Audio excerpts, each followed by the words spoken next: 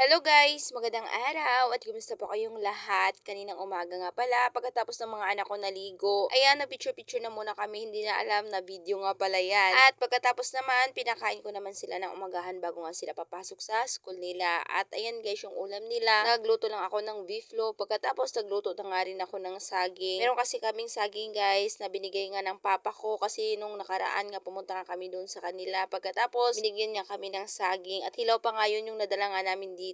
At ayan, nahinog na nga kaya niluto ko na at kaya lang muna yung kinain ko nga na umagahan. Pagkatapos nagluto na nga rin ako ng tuyo, yung maliliit na dilis. Pagkatapos nung nahatid ko na nga yung mga bata sa paaralan, pagdating ko sa bahay, nagsabi nga yun etong kapatid ng asawa ko na lalaki na kakatayin nga daw namin yung manok niya kasi nga wala na siyang pambili ng pagkain ng manok, Charis. Kaya for the go naman tayo kasi para naman makalibre nga tayo ng ulam. O diba? Ang sarap kaya ng bisayang manok, diba? At ayan guys, pagkatapos nga pala malinisan etong manok, nahiwa ko na nga rin etong binalatan ko na papaya. Pagkatapos, yan, hinugasan ko nga ulit etong manok bago ko nga isalang. Pagkatapos, naghiwa na nga rin ako ng mga sangkap nga ilagay ko nga dito at simple lang guys, yung tanglad, luya, sibuyas, kamatis at yan lang yung ilagay ko nga dyan guys. Pagkatapos, ayan guys, pinakuluan ko na muna yung manok, pinalambot ko na muna at noong malambot na nga guys, tsaka ko naman nilagay nga etong mga papaya. At tignan nyo naman, hindi ko pa talaga yan hiniwa yung manok kasi gusto ko talaga yung buo. Sarap kasi kapag nibuok na manok guys, o diba? Ayan, pagkatapos nung naluto na nga, syempre ano pa bang kasunod yun, edi kakain na. Sobrang napakasarap talaga at malinamnam etong ang laman ng bisaya na manok. At bihira lang talaga kami makaulam na ganitong manok guys, yung bisaya, kasi alam niyo na sobrang mahal nga ng kilo nito. Lagyan ko nga din sana to ng malunggay guys, kaso nga lang tinamad na nga ako maghimay kasi nagutom na nga ako dyan. Kaya hindi ko na nalagyan ng malunggay. Bandang hapon naman, nag-iisip naman ako kung ano nga yung lulutuin ko na ulam nga naming hapunan. Kaya ayan, meron nga ako nakita nga etong gulay na kondol guys. Ewan ko kung anong tawag nga sa ibang lugar nga nito. Basta yung tawag nga namin dito sa amin sa Leyte is kundol. Para nga siyang upo guys. Kaso nga lang yung upo is pahaba. Ito naman siya ay paublong nga na maliit lang. Kaya ayan, binalatan ko na kaagad guys. Pagkatapos, sasagon ko nga rin to ng karning baboy. Meron kasi akong kaunti dito ng karning na baboy. Kaya isasawag ko nga dito para naman mas luminamnam. Ayan, ginisa ko nga lang itong bawang tsaka sibuyas. Pagkatapos, eto ang karni ng baboy at pinabrown ko nga lang. Pagkatapos, nung nag-brown na nga, tinanggalan ko lang ng konting mantika kasi lumabas kasi yung mantika nga sa baboy guys.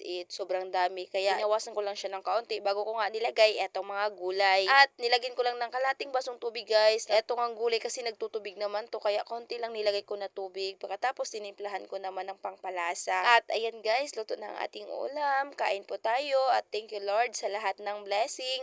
Yan lang muna for today's video. Maraming salamat po sa inyong panonood. God bless.